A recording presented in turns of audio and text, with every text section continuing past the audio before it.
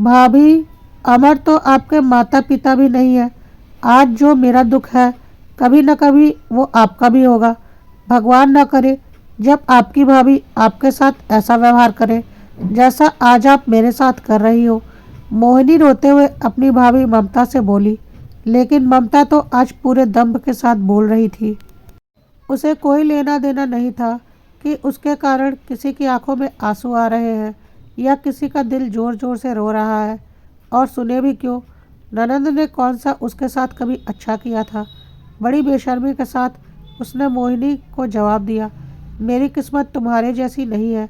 जब तक मम्मी जी पापा जी थे हमने रिश्ता निभा दिया, यहीं तक बहुत है। अब ज़्यादा हमारे सिर पर चढ़कर तांडव करने की ज़रूरत नहीं है। अब जब माता पिता ही नहीं रहे तो अपनी जिम्मेदारी खुद उठाओ। कम से कम इतनी अक्ल तो तुम में ही होनी चाहिए। आखिर कब तक हम तुम्हारी जिम्मेदारी निभाते रहेंगे। सही कहा भाभी, इतनी अक्ल तो मुझ में ही होनी चाहिए थी, पर पता नहीं क्यों भाई के लिए बेशरम बनकर यहाँ रह रही हूँ। भूल गई थी कि भाई तो तुम्हारा पति ही है। अब वह तुम्हारी ही सुनेगा, मुझसे उसे क्या लेना देना।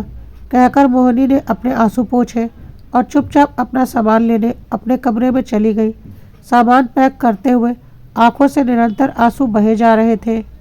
रह रहकर पति नमन का चेहरा आंखों के सामने घूम रहा था। नमन के घर में उसकी इज्जत तो थी, उसने अपने पैरों पर खुद कुल्हाड़ी मार ली, दूसरों के कहने पर अपना घर तोड़ लिया और बात कुछ भी नहीं थी। सिर्फ एक सोने के गहनों के पीछे इतना बड़ा तमाशा कर दिया कि बीच में रिश्तेदारों को ही बीच बचाव करना पड़ गया। लेकिन उसके बाद ताव ही ताव में हमेशा के लिए मायके आ गई। माता पिता ने भी अपने घर में उसे जगह दे दी, पर माता पिता के बाद ये जगह रह जाएगी, ये उम्मीद बिल्कुल भी नहीं थी। मोहिनी की शादी 4 साल पहले नमन के साथ हुई थी। नमन के परिवार की आर्थिक स्थिति मोहिनी के परिवार के आर्थिक स्थिति से कम ही थी, पर क्योंकि नमन की सरकारी नौकरी थी, वो एक पटवारी था, इसलिए मोहिनी के माता पिता ने उसकी शादी नमन से कर दी थी, यह सोचकर कि अभी स्थिति कमतर है, लेकिन आने वाले वक्त में नमन अच्छा खासा ही कर लेगा। आखिर इसमें ऊपर का पैसा बहुत है। पर पति नमन बहुत ही ईमानदार व्यक्ति था। उसके परिवार में उसके माता पिता और एक छोटी बहन थी। नमन के पिता एक परचूनी की दुकान चलाते थे। बहन नेहा अभी कॉलेज में पढ़ रही थी और माँ एक कुशल गृहिणी थी। सब के सब जितना था उसी में संतुष्ट थे। हालांकि मोहिनी का अपने ससुराल में मन नहीं लगता था, उसे हर चीज़ में कमी ही कमी नज़र आती थी।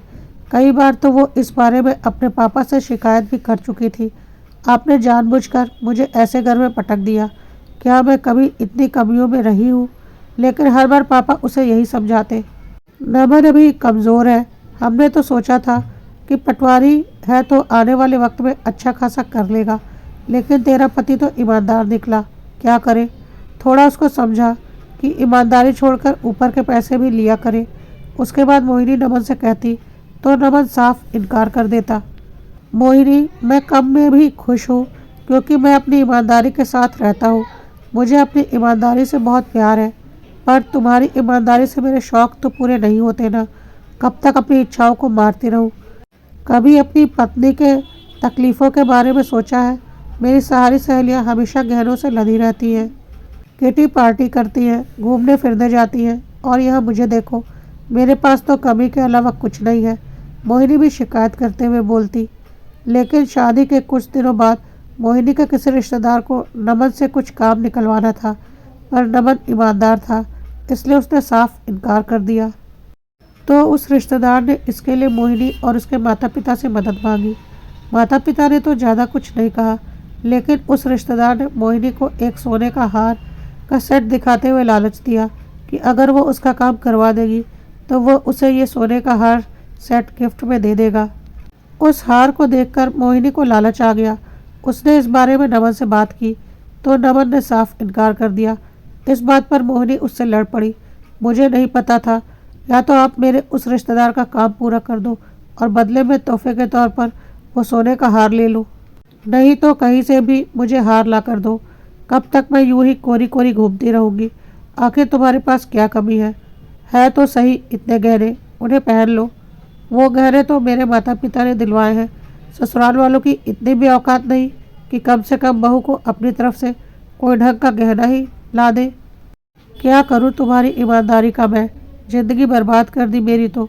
मोहिनी, बेवजह बातों को मत बढ़ाओ, मैं तुम्हारे लिए अपनी ईमानदारी नहीं छोड़ सकता। तो ठीक है ना, फिर मुझे छोड़ दो, जा रही हूँ मैं अपने मायके।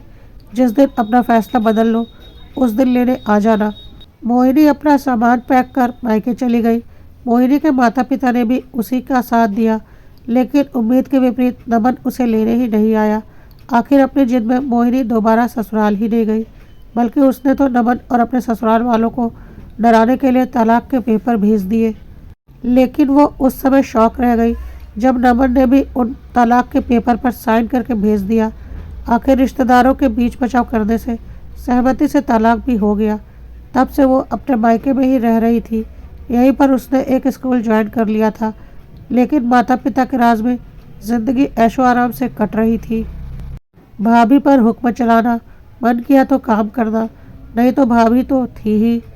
माँ के साथ बैठकर भाभी के कामों में मीन मेख निकालना उसका प्रिय काम था। भाभी के साथ कभी बनाई ही नहीं उसने, तो भाभी भला क्या साथ देगी। अभी 3 महीने पहले माता पिता की कार एक्सीडेंट में आकस्मिक मृत्यु हो गई। माता पिता के जाने का दुख तो था ही, पर फिर भी ये दम्भ था कि भाई भाभी अभी भी उसके सामने झुकेंगे, इसलिए अभी भी उन्हें अपने हिसाब से चलाने की कोशिश कर रही थी। लेकिन उस समय वो हैरान रह गई जब उसे पता चला कि भाई ने धोखे से मकान भी अपने नाम करवा लिया है और अब भाभी उसे अपना बंदोबस्त करने के लिए कह रही थी। आखिर भाभी ने इतना सहा था तो अपना तो रौद्र रूप दिखा ही रही थी। खैर, अपना सामान पैक करके वो बाहर आई तो भाई सोफे पर ही बैठा हुआ था।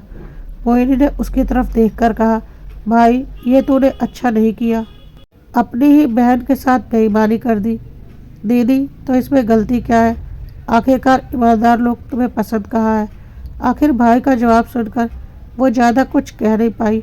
हालांकि उसने बाद में कोर्ट में मकान के हिस्से के लिए अपील जरूर की और कोर्ट में अभी भी केस पेंडिंग चल रहा है। फिलहाल तो मोहिनी गर्ल्स हॉस्टल में रहकर अपना गुजारा कर रही है।